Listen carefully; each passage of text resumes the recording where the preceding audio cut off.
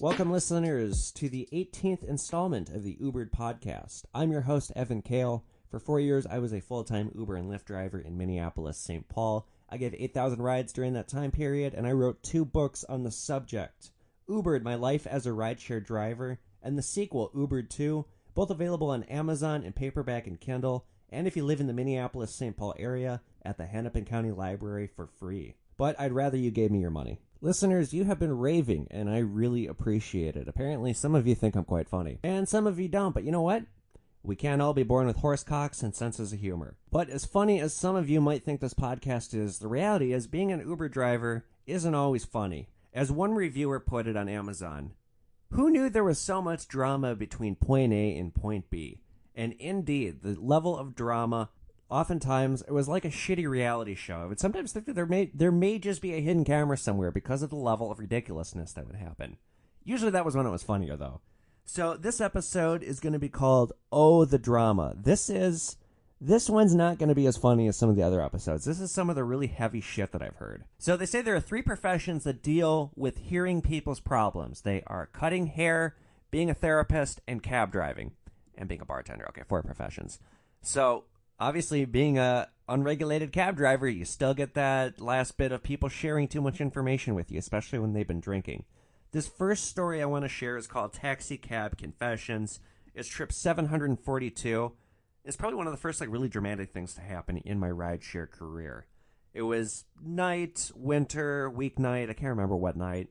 And I was in Dinkytown, the college town at the University of Minnesota, picking up a girl named Lydia. And I pull up outside of a bar, and this girl comes out. She's got the punk rock look. She kisses this guy goodbye, gets in, we start driving. She tells me that was her boyfriend she said goodbye to, and her boyfriend is a hobbyist musician, if you will.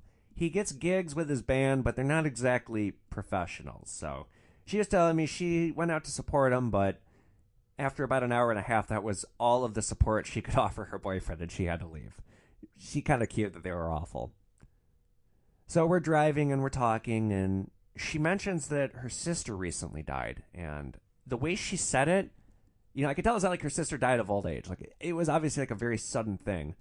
So she just kind of unsolicited, she volunteers what happened. She tells me her sister had this terrible drug and drinking problem, substance abuse, had been to treatment a gajillion times. She'd go, she'd clean up, she'd fall off the wagon, go back, clean up, fall off the wagon again. Well, this time it was going to be the serious one because her family was enough is enough. So she was going to this extreme therapy place in Arizona in the desert where you're totally isolated from everyone. It's not just rehab where you're not allowed to talk to anyone. It's in the fucking desert, way the hell out from anyone. So this is going to be the last step in saving her sister's life and getting it back on track. Well, they gave her some kind of a medication to wean her off of her, I can't remember what it was. It's a substance pill, something to wean her off her cravings. Well, she took this pill, but on the way to treatment, in the air on the plane, she decided she was going to have one more cocktail. And she had a double or maybe even a triple, I don't know. But this pill that she was taking, you're not supposed to take it with alcohol. And combine that with the altitude, the mixture killed her. Her sister died. So I'm sitting there, I'm thinking okay, where is this story going? Where is this story going? I'm picturing the sister's back in jail or has been excommunicated from the family. No, the sister's dead. So just hearing that, my facial expression just shifted because it's oh God, that's awful. Oh God, what am I supposed to say to that? I can't crack a joke. So the ride was obviously quite somber after that, and I appreciated this woman opening up to me like this. And it for me cued me that this was going to be just the start of a long career of hearing people's problems and hearing just awful, terrible things. And sometimes when people were getting in the car that were not having a good day, they tracked a negative aura in with them. It was almost like you could just feel the air in the car change when they got in from their sulking. Usually an accompanying as they get in too. Sometimes the facial expression was a dead giveaway as well. Somebody scowling certainly didn't win the lottery that morning. But sometimes people were so Their aura was so powerful, I nicknamed them Dementors, because in Harry Potter and Dementor, for those of you that don't know anything about Harry Potter, there's a prison where they send bad wizards, and the reason they can keep them in this prison because they have these monsters that suck out all the happiness. So some of these people were kind of like living Dementors. They would get in the car, and like I could feel the happiness and the joy that even if I had just a fragment of it that day, just get sucked right out as they open the door and get in. And like just having them in the car, it's like, you know, even your very thoughts are muddied just by having this person's presence with you because they are sulking so hard. It's like there's a fucking storm cloud over their head. And I learned pretty quick, it's, you know, not everybody wants to share. It's rude to pry. And sometimes when you do pry, you kind of wish you hadn't. So I got this one story. Trip 622. It's called Herschel's Miscalculation. Herschel gets into the car on a night where he's basically a Dementor. Like, I can tell this guy ain't having a good day, and I'm not going to ask what's wrong with him. We're just going to have pleasant conversation, but kind of every question I'm asking him, he's steering and driving it right into a tree in terms of turning it into something sad. He has some questions about me. I'm giving him kind of the same shtick about rideshare. Basically, it's the popular questions that people are asking. So I, again, bounce it back to him and I say, what do you do? And he says, I work with computers for a tech firm in Minneapolis. I'm a programmer mainly. So right there I thought, okay, well now I have plenty of conversation fodder for the rest of the ride because I like tech passengers, and he and I in the car in this trip, well, it's tech at its finest. So I decided to steer topic. We're going to talk about autonomous cars because this is a tech guy and I love talking about autonomous cars. I am a huge proponent that it needs to happen yesterday, that human drivers need to be removed from the road. So I said to this guy, Uber might be making billions now, but it's not going to mean a damn thing if they don't get their hands on an autonomous taxi before someone else. Whoever wins the self-driving taxi is going to win this entire game. And this guy says, what makes you so sure? And I reply, well, cars are inherently dangerous, and the biggest problem with Uber resides in its drivers. I'm the middleman. If they replace me with a robot, then they get to keep 100% of the profits while making the experience safer and less creepy. Almost every Uber horror story you've heard about in the news has been regarding the driver. It's rarely the passenger that's the problem. And he says back, well, that may be so, but it comes at a much larger risk relying on a robot than a person. The first autonomous fatality will shatter the whole self-driving car movement from its foundations before it can even get going. Now, interestingly, this conversation happened 2 years before the first autonomous fatality, and it did happen last year. And, well, the movement has never been stronger, let me put it that way. Anyway, but back to this guy, Herschel. I found his comment to be kind of weird that he's not into autonomous cars and yet he works in tech, because pretty much every other tech person I had surveyed was right up there with me in terms of how cars need to get off the road and autonomous cars need to be a thing. So I say back to him, autonomous cars will be safer than the system we have now, hands down. What exactly is an accident anyhow? It's rarely just that. Typically, when a car is involved in a collision, it's entirely due to human error. Distraction and inebriation, poor judgment. You don't get that with a machine. Car accidents kill millions, and it's almost entirely due to human error. Machines, by definition, are calculated perfection. Once we have autonomous cars on the road, the entire realm of transportation will undergo a radical transformation. There may still be accidents, but they will be a lot less frequent than they are now. There's talk that Tesla and Uber are going to partner with electric, self-driving cars. And if they do, I think it's game over for all of Uber's competitors. So, like, you know, I just gave him, like, kind of a full spiel here, but he's not saying anything. And I thought for sure that would rouse him to at least fire back with something. But I look in the back window and I see he's just staring out the window with this, like, melancholy stare. So I'm like, are you okay? Like, he's back to being in a bad mood again. And he just goes, yeah, you reminded me of something I try not to think about. And, like, I say nothing. And he says, I bought Tesla stock when it first came out at $19 a share and sold it at $30 a share. If I'd have held on to it, I'd be a millionaire by now. And I'm thinking, like, oh, God, I knew there was something miserable about you. God damn it, why'd you have to tell me that? What's next? You sold your Bitcoin at 20 cents? Meanwhile, I'm kind of tongue-tied, because what do you tell somebody that shares something with you like that? So I just say, wow, that's unfortunate. Like, you know, I don't know what to say. And I say back to him, well, at least you didn't take a loss, because it's true. And that is one of my dad's favorite sayings regarding the stock market is, a profit is a profit. You never take a loss taking a profit. Obviously, looking on the bright side doesn't register with this guy. He goes on to say, I have a bad habit of selling too early. I bought huge amounts of Apple stock at $10 a share back in the 90s. I sold it for double my money, and it's the biggest mistake I've ever made. I think about it every day. It's hard not to. You just kind of indirectly reminded me of it. But it's not your fault. Like, I knew you couldn't pick a long-running winner to save your life when you got in the car, started this conversation with me. Jesus. Should have talked about sports. I don't even like sports. So basically, the rest of this ride was just this sullied aura of defeat. And, like, I had nothing to say to this guy. Thankfully, he was sober, because if he was drunk, he probably would have started to cry. I dropped him off at this tiny little house, and I watched him go in with his head sunk low, and I'm thinking to myself, oh, at least we're not in a Tesla. And Herschel should count as blessings. It could always be a lot worse. But this next passenger, I really don't think it could have gotten any worse for her. This, listeners, is probably my saddest story. It's something that even retelling it now is, I don't want to say it's difficult for me, but it's so fucking sad. It bums me out every time I think about it. This story is Caroline of Burning Troy, and it's trip 5,582. It's a summer night, and it's a weeknight. It's like 10 o'clock or so. And I'm in the Kenwood neighborhood, the expensive neighborhood of Minneapolis, going for a Lyft pickup for a guy named Kyle with a terrible passenger score. And the profile picture, like, it looks like the most like bro douchebag you can imagine. So I pull up to this really expensive, nice house in Kenwood, and there's a couple arguing in the front lawn. And they both look like they're magazine cutouts, like a beautiful man and a beautiful woman. And, like, the guy looks like he just stepped off the SS Flying Douchebag on Lake Minnetonka, like, on the cover of, like, Meathead magazine, pretty much. But he's arguing with this woman who, she's got this, like, very, very tasteful, very light, like, white dress on and beautiful platinum blonde hair all dead.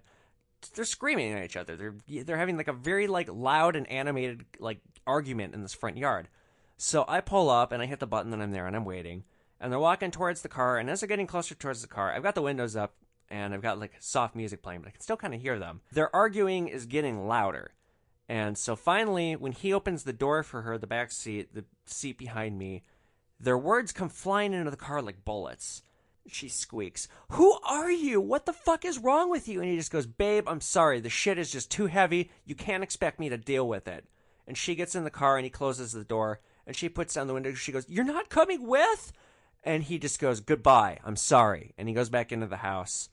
And she starts sobbing, and I haven't said a word, by the way. I've just been quiet watching this argument unfold. I start the trip, and they're heading to, the apartment's called The Walkway. It's this new apartment in Uptown, and it's got this hot tub that sits over Lake Street, and it's like a glass hot tub, so like you can see all the douchebags in it. I call it the HPV tub. It seems like a first-class ticket to getting an STD. Anyway, so just...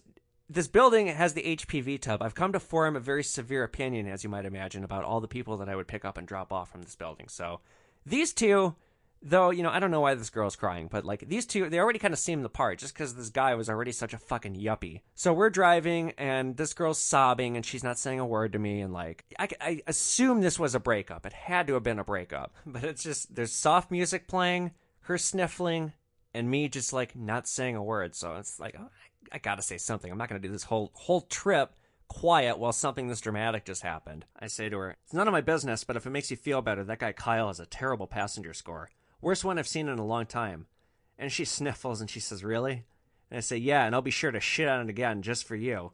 Anyways, cheer up. You look like a dick, and you're probably better off without him." So this causes her to break down and start crying. And she says, "Do you know what he did?" And I'm like, no. You know, what? Did he beat you? Did he cheat on you? What? And she just explodes. "I'm gonna die! I have stage 4 cancer, and he just dumped me because he doesn't want to deal with his girlfriend dying. That's what he said to me." This girl's words entering my ears, this was like being splashed in the face with water. Like, I just wanted to go back to his house, kick in that guy's front door, drag him out by his ears, and beat him to death in the street. Like, what a fucking awful, terrible human being. This pissed me off so much. I remember just, like, gripping the wheel and, like, my face shifted up when she told me this. So I'm like, that's awful. That like doesn't even quite cut it. What's your name? And she says, "Caroline." And then she says, "I know what you're thinking. I look fine, but it's bone cancer. And I've been in and out of hospitals for years. It went away in 2009. Then it came back in 2012. Then it went away, and now it's back, and it's spreading so fast, and they can't do anything." And, like, then it just causes her to start crying. And then she just screams, "I'm fucking fucked!" Now, ordinarily, listeners, as you know goddamn well by now, I've always got something to say, whether it be witty or clever or supportive, even something. I had nothing to say to this girl. What the fuck? I'm like, what could I possibly say? Well, maybe I've got one thing. I say, Well, now I know where Kyle lives, and I'm kind of a crazy guy, Caroline. Maybe I'll dirty dump his ass next time I have to move. And Caroline asks, what's dirty dumping? And I say back to her, and this is true.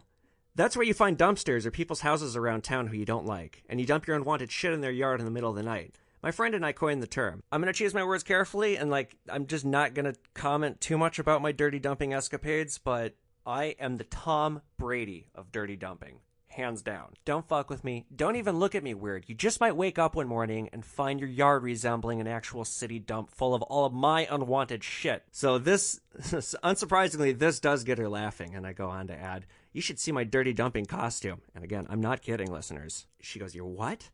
And I tell her, I wear a real ninja suit and a cape whenever I go dirty dumping just in case someone has security cameras. I'll be goddamned if I don't make it onto Reddit by next year. Now she's laughing hard. She says, you're kind of twisted. And I go back to her, you have no idea. Thinking to myself, like, look at that. I've shifted the mood from drear to cheer. I've got her laughing when a minute ago she was sobbing. I didn't cure her cancer, but hey, you know what? Neither did Patch Adams. And I think everything turned out for Patch Adams okay, right? Yeah, the 90s were an innocent time. So she leans forward. She says, what's your name? And I tell her, Evan.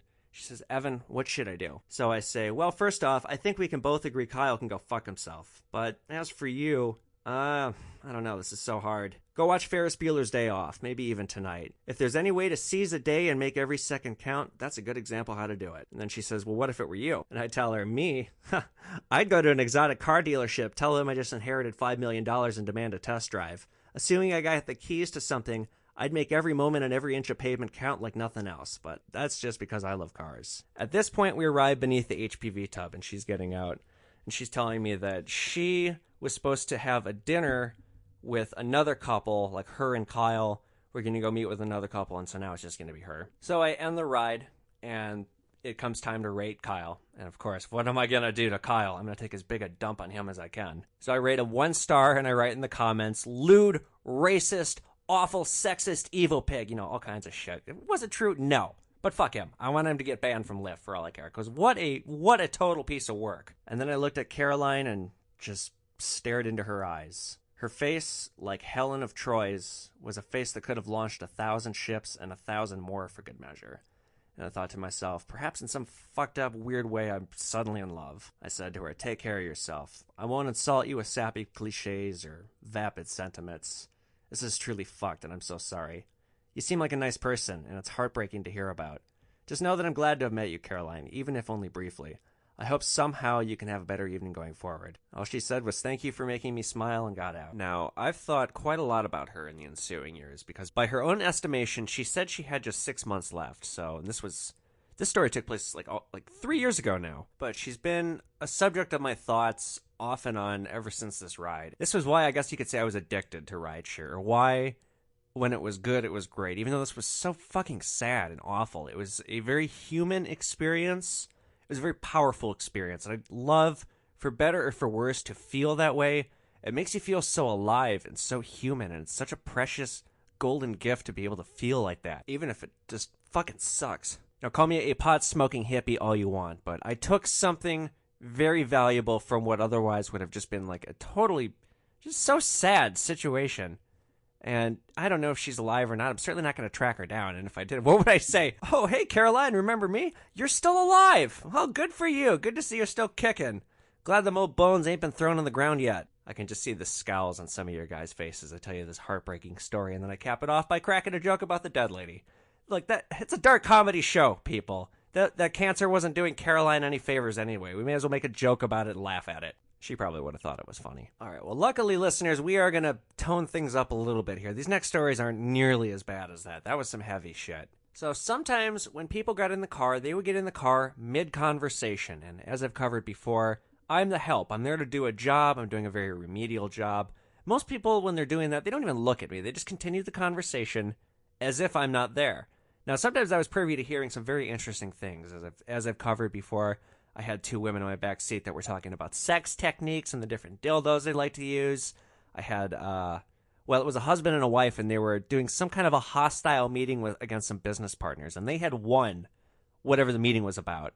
So they were talking about how badly this dinner went for their opponents, and it was just very interesting to overhear.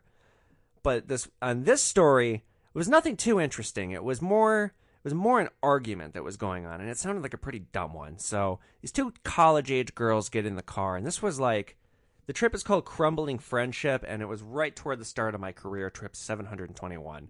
I'm in Northeast. It's an Uber ride. The destination has already been plugged in, ready to go. These two get in the car, and it's already not a pleasant scene, the two of them arguing. And so we start driving. They're heading from Northeast to South Minneapolis. And, because the destination's already in the car, or the destination's already in the app, I don't need to say anything. All I need to do is drive because they're both in the car.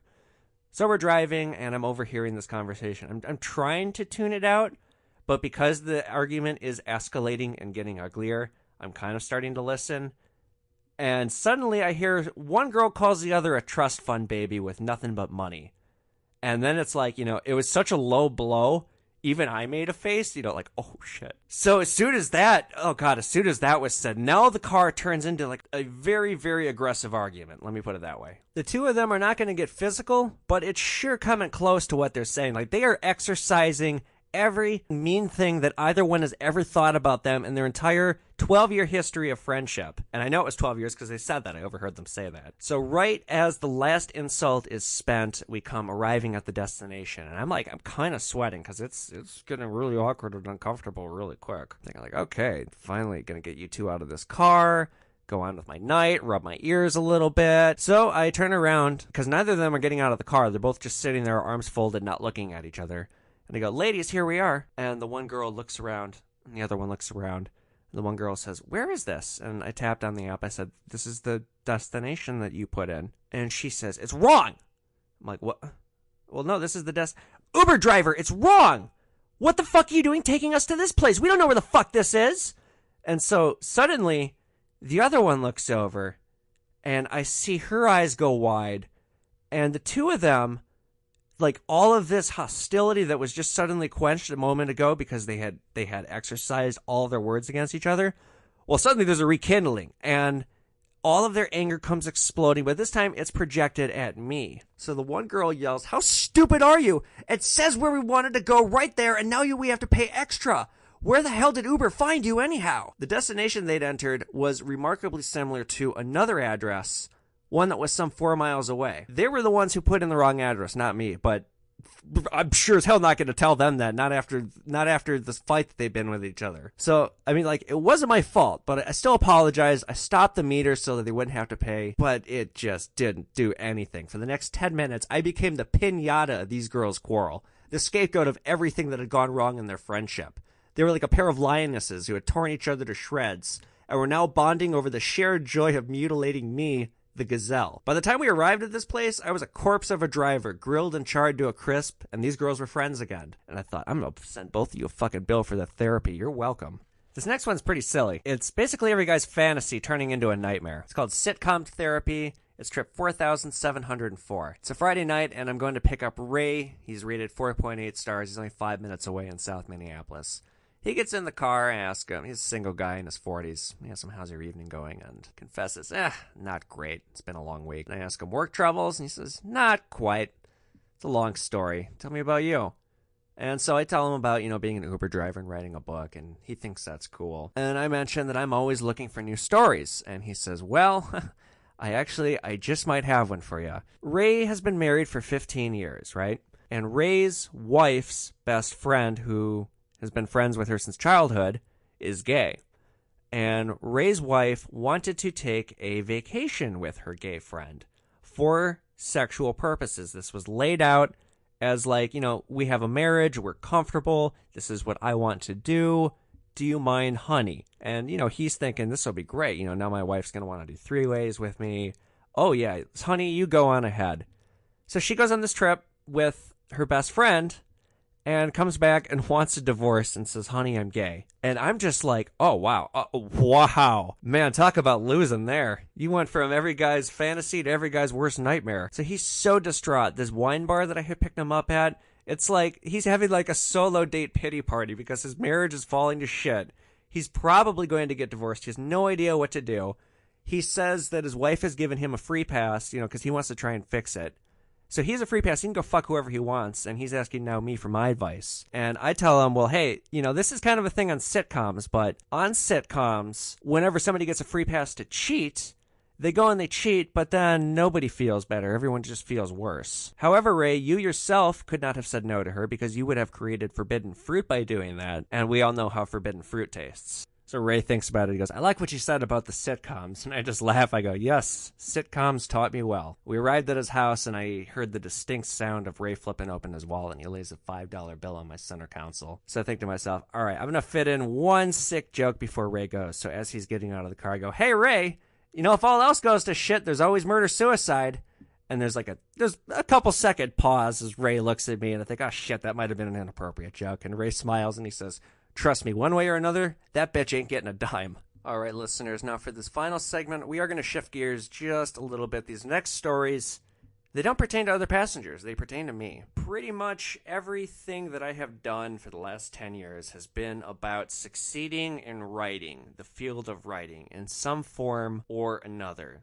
There's a whole origin story for how I got into it and my first few years and all the struggles that I went through. I'm not going to get into that. But sitting in my car, doing this for full-time as a job for years, I bet cumulatively, as a rideshare driver, I have spent 1 calendar year within the confines of my vehicle. And a lot of that time is just spent sitting there quietly, either working on a writing project or reading a book, or in many times just thinking about every step that I made in my life. Was it worth it to deliver myself to where I was? Did I fuck up somewhere along the way and I just failed to see it? I'd go on Facebook and I'd see other people were getting married, they were getting better jobs, they were seemingly moving up as I continued to chase my dreams and run around in circles and not really accomplish anything. I mean, sure, I'd put out a book, or I'd have a screenplay featured in a contest or something like that. I certainly wasn't getting a phone call paying me to develop something. I was just stuck, second-guessing myself, second-guessing every action I'd made ever since I first decided I was going to take writing seriously and try and pursue it. And it really ate at me, and it ate at my mental state. And on top of that, I'm not going to sidetrack too much into this, but I've struggled with depression for many years. I will say right now, I'm probably the best I've ever been in terms of my own mental health. But there's days where I'm gloomy, or I feel like I'm no good, or there's just a storm cloud over me. And these are the days I don't even want to go outside. I don't want to talk to anybody. I don't want to deal with anybody. I just want to be a hermit. But when I was a rideshare driver, a lot of these feelings were a lot more intense then than they are now. But I was also there's just kind of a general disconnect with me and everyone. I don't have any siblings. I have an incredibly fucked up backstory with my family, which I will be inviting people to know a little bit more about myself and my background with my next book project. But the first story that I want to talk about, because I'm not rambling here, I am getting to a point, is Silence, Solitude, and Sadness. It's trip 876. I had just dropped off some passengers out at the Indian Casino in Shakopee, and Shakopee, forget it, you're stuck. Especially because this was when Uber was newer, so there were way less people on the system. Shakopee was a guaranteed ticket to no man's land. So I dropped them off, and I have to pee, and I'm kind of driving around Shakopee, because Shakopee is it's not quite the country, but it's definitely not the city. There are just vast areas of open space. So I just pulled over on this random country road, and I got out, and I just started to pee. And I peed, and I'm looking around, and I stop peeing. And I tuck everything away, and I just stand there. And it's very cold. It's probably just above zero. And earlier that day, I should say a few months prior, I had entered a contest that was hard to enter. You needed letters of recommendation. It was through NBC. They were looking for new and emergent screenwriters. They were giving 5 people fellowships. It was a paid thing in LA, and if you won, it would basically set up your career. So I had entered it, and I had been told that I was a semi-finalist. So I made the pool of 30 that were advancing from 500, and those 30 were getting phone interviews, and they had to submit a second screenplay. Well, the second screenplay I submitted didn't do so well. And I don't know how well I did on the phone interview, probably not very well. In any event, I had been eliminated. So every time one of these doors would close on me, it felt like it would close so hard. It would close on, I would try to apply for a fellowship or a contest or some kind of a writing grant, something. And sometimes I would get pretty far, but I would never win the grand prize. Or in other events, it makes you feel hopeless. And meanwhile, Valentine's Day was coming up, and I had not the greatest romantic track record, let me put it that way. So all these thoughts swirling around my head as I'm standing in this desolate county road and 1 o'clock in the morning in the middle of nowhere, freezing cold, and I just screamed. I screamed as loud as I could, all my frustration, all my anger. If anything, it encompassed even worse how I felt. I had just poured so much emotion out of my body, and then it was gone, just into the void. And so then this causes me to have a mini existential crisis about how I don't matter and I'm insignificant and I'll never make it. And it was not a happy day for my mental health this day. So, this episode is called Oh, the Drama. This was one of the more dramatic nights for me. It's a night that I know I won't ever forget, and it may not even sound like that much to you. In fact, some of you might be rolling your eyes at this, but for me, it was a really powerful and just a really sad episode in my rideshare career. In fact, these other two sad or dramatic episodes in my career also had to do with my writing. So this next story is called Oblivion. It's trip 5104. So a lot of people have said, well, Evan Kale's an idiot for buying a BMW the way that he did, jumping in, assuming $15,000 worth of debt. It was never going to work. The reality was, it was never supposed to work long term. I didn't think that I would do it for as long as I did. I thought my career would take off and I would be rescued from having to do this beyond a year. The reason for that is I secured a manager in Hollywood to represent me for my screenwriting, which is it's really, really hard to do that. And this guy wasn't just some asshole. He came from a reputable company. I'm not going to get into how I made his acquaintance, but it took years to do, and I had to meet a lot of people and market and network like crazy just to get this guy to read my stuff. So once he did sign me, I thought that's it. And now I have an insider, a real reputable person working for me on the inside. It's only a matter of time. I just need to bide my time. And as he said, write a screenplay that can be produced for cheap so that he could sell it. So thus, rideshare, yada, yada. Okay, well, a couple years go by, and he makes all these promises, all these things that he's going to do for me, and he doesn't read my work on time, and by the time that he signs me, I had already written 20 screenplays, so there's plenty for him to read and be doing for me. Even if my scripts weren't great, I certainly could have fixed them with notes, but he's not reading anything, not really giving me any advice. But he does send me an email once a quarter, affirming me that he is trying to get someone to bite on one of my projects. He's got, I sent him all these treatments, I sent him all these outlines, all this other stuff. Surely someone will bite on something, and he agrees so. Well, about a year into him first repping me, he pitches me on this idea. And the idea was, it was going to be his story, I was going to write it, and he was going to put it together in-house with his other talent, and that was going to be how he was going to bring my screenwriting career to life. But the script that this guy pitched me, or the idea this guy pitched me, was fucking dumb, and I tried to get myself excited about it, and I wrote 5 or 6 page 1 drafts. A page 1 draft is an entirely new draft, meaning I wrote a script, I didn't like it, threw it away, wrote a new one with a new cast of characters, new story, new everything. Didn't like that, threw it away, repeat 3 or 4 more times. Meanwhile, this guy is getting more and more flaky as I'm banging my head, making it bleed, trying to make this idea good. Well, he goes dark, right at the start of 2016. He just stops responding to my emails. And so I'm thinking okay, this can't be good. Well, on trip 5104, it's, I believe, April of 2016, I dropped this woman off at a coffee shop, and I park in the coffee shop parking lot, and I look at my phone, and I see I've got an email from him. And I open the email, and he's basically dumping me as his client. Now, getting him to sign me was such an accomplishment. Truly, it was kind of my only real accomplishment. Losing him after years and years of trying to get him, it was like being back at square one. It's just fuck, where do I go from here? What could I possibly do? Do I even have the strength to keep fighting this fight? Or am I just wasting my time and digging a grave that's already too deep already? Of course, now I know, luckily, turned out that was a great thing, because I would not have written UBERED or UBERED 2, A Wolf in the Jungle. I would not be on this author thing. I wouldn't have this podcast. It did end up working out for the better. Screenwriting sucks. If you are considering getting into screenwriting, I'm going to tell you right now, don't do it. And I say that not because I'm bitter about the fact that I didn't make it.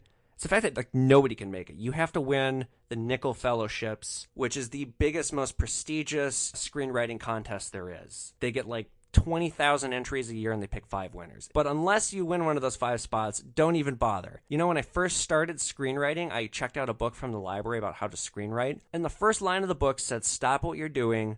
Don't write a screenplay. Write a book. Should have listened. All right, listeners, I have one final story, and it's pertaining to my writing. It's a few months after getting dumped by my manager. It's trip 5,960. It's called Wrong Side of the Reflection. I'd like to preface the story by saying that the emotion of jealousy is a terrible emotion. If I see somebody who has something that I want, or somebody I know has succeeded in an area that I too would like to succeed, I harbor nothing but the best sentiments for them, and I try not to even let the thought of jealousy enter my mind. It's poisonous. But alas, we are humans, and sometimes these thoughts come creeping in. Now, I have never felt jealousy like I did on this one day with this one passenger. It's a Thursday afternoon. I'm in Roseville, and I'm picking up a passenger named Sam. And so Sam comes out of this crappy little apartment building, and he's in gear for a liquor store, and we're going to a liquor store. So, like, obviously we're going to work. So he gets in and go, hey, you ready for work? And he just smiles and he goes, yep, today is my very last day. And then I kind of laugh and I go, you're quitting, I take it. I don't think I've ever heard of someone being allowed to work the rest of the week after being fired. And then he laughs and says, no, I'm quitting voluntarily. It's pretty crazy, actually. My dream job of becoming a writer has just come true. Rolling Stone just hired me as their newest contributor. And from the instant I heard the word dream job, and for every word thereafter, I kept thinking, don't complete that sentence. Words escaped me when he did. His were ones that I'd fantasized about telling others for years, and hearing them aloud for the first time from someone else's lips was just a crushing blow. And then I realized he's trying to gauge my odd silence, and I just say, that's terrific. Congratulations. I think I even stuttered. It was like the sound of a World War II plane was plummeting to the earth in a ball of flames ringing loud in my head. And then I muster, what happened? Like, as if someone died. And I'm thinking, like, yeah, someone did die. Me. And this kid says, I've been a writer for my whole life as long as I can remember. And, like, in my mind, I'm screaming, I once wrote a 30-page story when I was just 8 years old.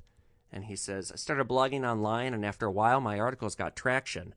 I've been working at this liquor store writing every spare second I have. And now I'm thinking, like, this is downright cruel. This is me staring at myself in a mirror, and I'm on the wrong side of the reflection. The screaming voice in my head made me deaf to Sam. What he was doing, going to his last day at a dead-end job just before embarking to fulfill his lifelong dream. Fuck, even that was something I'd romanticized. And he says, enough about me. Tell me about you. Is Uber your main gig? And I just kind of weakly say, no. I like to write too. And he goes, oh, what are you writing? I go, well, I'm actually writing a book about being a driver. And he goes, oh yeah? What's it going to be called? And it's like, I mean, I can't do it justice. He said it in a rather patronizing voice, and it wasn't just me. And so I say, UBERED. It's a collection of short stories that are going to tell a larger whole. And like now we're in front of the liquor store. And Sam says, again, very patronizing, that's a very popular format these days. Well, off I go. Good luck with that. I sat there frozen, like just envy had left me feeling drained. All I wanted to do was go home, but that wasn't the luxury of my reality. Unlike Sam, my dreams were still just that, and my dead-end job was the only thing keeping me fed. There were times I'd drop passengers off at houses bigger than castles, and as they walked in the homes, sometimes I'd think, must be nice. But this was the one time where I truly wish I could have traded places with someone else. And it was just an awful, awful feeling. But hey, listeners, on a plus note, I'm not a New York Times best-selling author yet, but my books are starting to do a lot better. The Hennepin County Library here in Minneapolis is carrying all of my books, which is pretty cool. I got written up in the Minneapolis Star-Tribune the other week. You know, I've got a lot of room to grow, but it's starting to grow, and I am really, really glad. You know, I wasn't glad then. I mean, like the night of Oblivion, I don't think I've ever felt so hopeless in my life as I did that night. And now today, 3 years later, I've accomplished so much since then. I have taken the worst news possible and turned it into the best news possible. But with that, listeners, you have been Ubered. I'm Evan Kale. Signing off.